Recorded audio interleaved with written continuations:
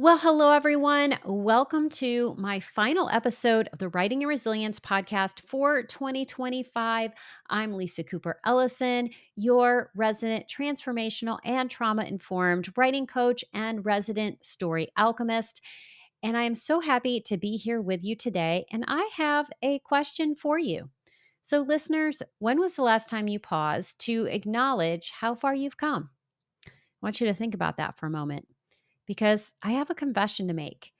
I've been in business for 10 years, and today I launched my 100th episode of the podcast, which is amazing.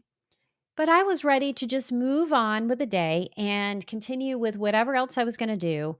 And if it wasn't for my podcast producer, shout out to Haley Hayhurst, I would have not even thought about the milestone that I had reached. But she said, Lisa, how are you going to celebrate? And so I'm celebrating with all of you by sharing the top 10 things that I have learned from 10 years in business and 100 podcast episodes.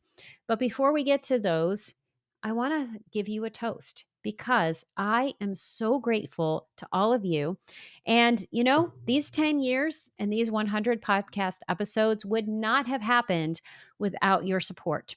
So, my deepest hope and wish is that by sharing the insights that I have gleaned from my time working on the podcast and in my business, that I can offer you something that gives you a little greater clarity in the purpose of your writing life as well as greater ease. So let's go ahead and dive in. Welcome to Writing and Resilience, the podcast for writers who want to write and live the story that sets them free. I'm your host, Lisa Cooper Ellison, a writer, transformational and trauma-informed coach, story alchemist, and fellow traveler on the winding road of healing and creativity. Each week, I'll share tools, practices, and conversations that will help you let go of what no longer serves you as you create stories that change lives, especially your own. Together, we'll explore how to trust your creative voice, support your mental health and resilience, work with your nervous system and unique design, and stay connected to your deepest calling as a writer, even when life gets messy. It's time, my friends, to write and live the story that sets you free. I'm honored to walk that journey alongside you, one story and one episode at a time. All right, listeners, we're going to keep this short and sweet by starting with number one. This is the first thing that I have learned, or actually, I'll say it's the most important thing to start with when it comes to thinking about my top 10. And that is the fact that we all start knowing nothing. I began my business, my writing career, and even this podcast with a hope, a dream, and absolutely no idea as to what I was doing. And if that's you right now, congratulations. You are exactly where you want to be. And I'm a little envious of you because when you're at the beginning, yes, it's hard. Yes, it can feel overwhelming and like, oh my gosh, I don't know what I'm doing. But you are also at a place where infinite possibilities are available to you. The horizon is wide open. And that's part of why it can feel overwhelming, but it is an amazing place because anything is possible. And the more experience you get, the more you tend to use that experience to narrow the lane. So if you're right there, enjoy those infinite possibilities. And if you're a little farther down the road, imagine what can happen if you open yourself up to beginner's mind and reconnect with that experience because that leads to number two. You may start not knowing anything, but the way that you're going to figure things out and get a little farther down the road is by showing up. And you do that one day at a time. And as you show up again and again and again to your writing desk or to anything else that you do, you will find that you are further down the road. And that leads to number three. As you get further and further down the road, you learn by doing.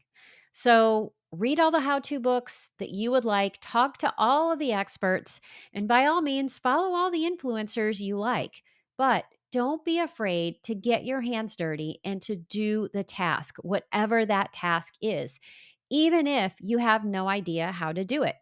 And so to help you understand the power of just learning by doing, I'm going to talk about a famous research experiment. And in this research experiment, they gave one group of potters an assignment. They said, make the very best vase you can. Then there was another group, and they said, make as many vases as you can. Well, guess who made the very best vase? The people who had to make lots of vases.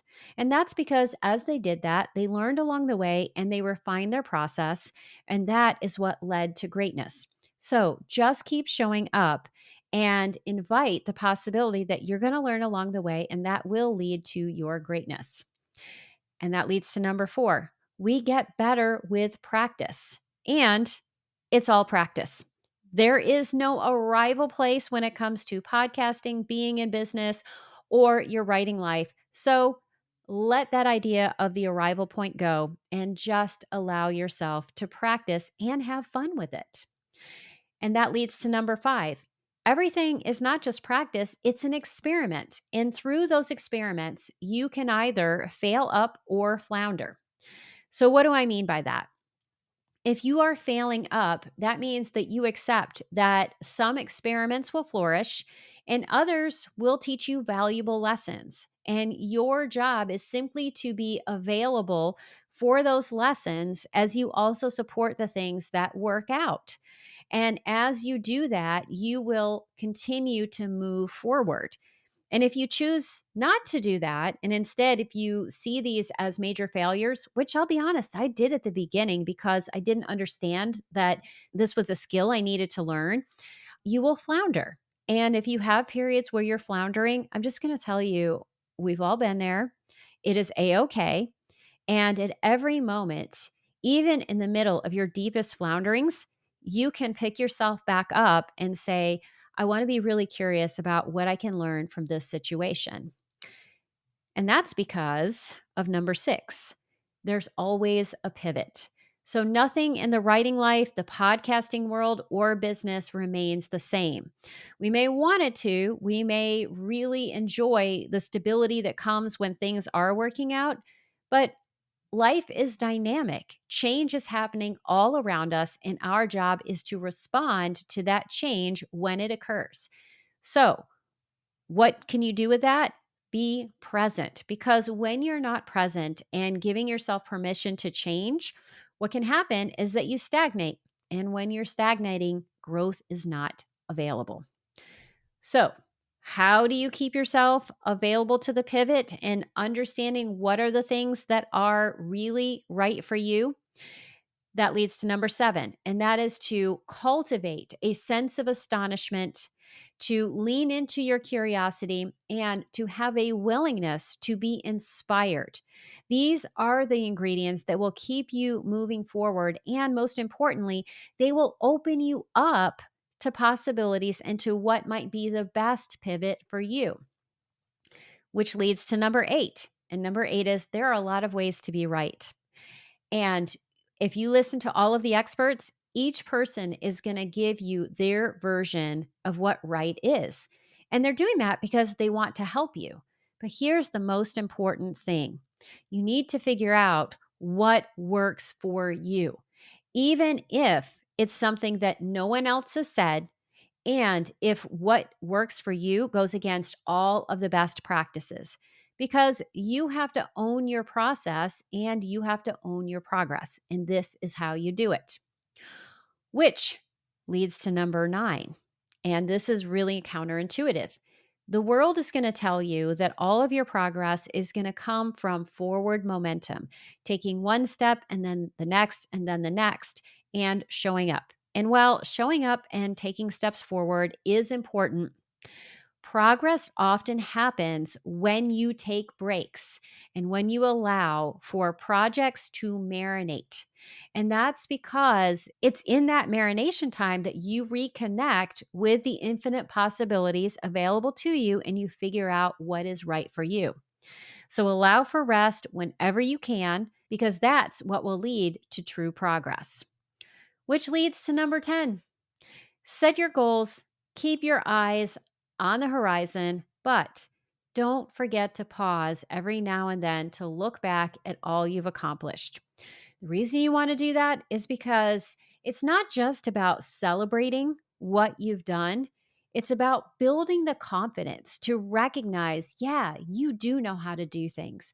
And as you connect with that sense of power, that sense of agency inside yourself, and you develop that pride in your experience, you develop the momentum that will lead you to whatever's next. And so that is going to lead to the bonus, which is what I started with to begin with. And that is the power of being grateful. So much of the progress that we are looking for in our writing lives and podcasting and business is about the more. It's about the next. It's about the bigger. But when you allow yourself to stand in your gratitude, you are saying what you have is enough. You are standing in your abundance. And it's from those abundant places that you really can see what's next while also truly being able to enjoy whatever is available to you. And so, once again, I'm going to toast all of you with my berry kombucha because that's what I can drink today.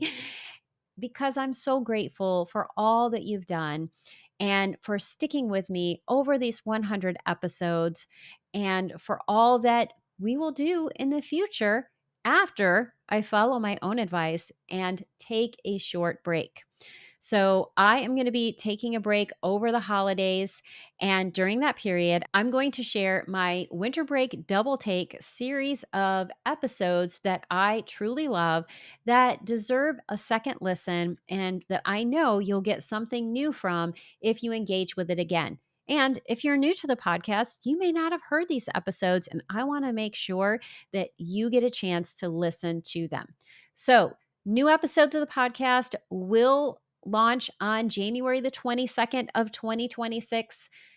Until then, I want you to keep repeating the following mantra. My story matters. When I work on it, I change the world. And how do you do that? By freeing yourself of all the things that no longer serve you, and as you do that, becoming your truest and most authentic self. I wish you the absolute best over the next few weeks. May you rest. May you be astonished. And may you reconnect with the infinite field of possibilities available to you so that in 2026, you are so excited and so ready to write on. That's it for today's episode. Thank you so much for listening. I couldn't do this podcast without your support. If you love this episode, here are 3 simple ways that you can keep this show thriving. 1, subscribe to the show on Apple Podcasts, Spotify, YouTube, or your favorite podcast platform so you never miss an episode. 2, leave a 5-star review so others can find the show. 3, join my engaged dynamic community by signing up for the Writing Your Resilience newsletter. As a thank you, you'll receive a free copy of Ditch Your Inner Critic, 5 tools to transform self-doubt into self-support. Until next time, remember that your story matters. As you write and connect with the truest, most authentic version, you become not just the writer, but the person you're meant to be. And that, my friends, is the real freedom writing can offer.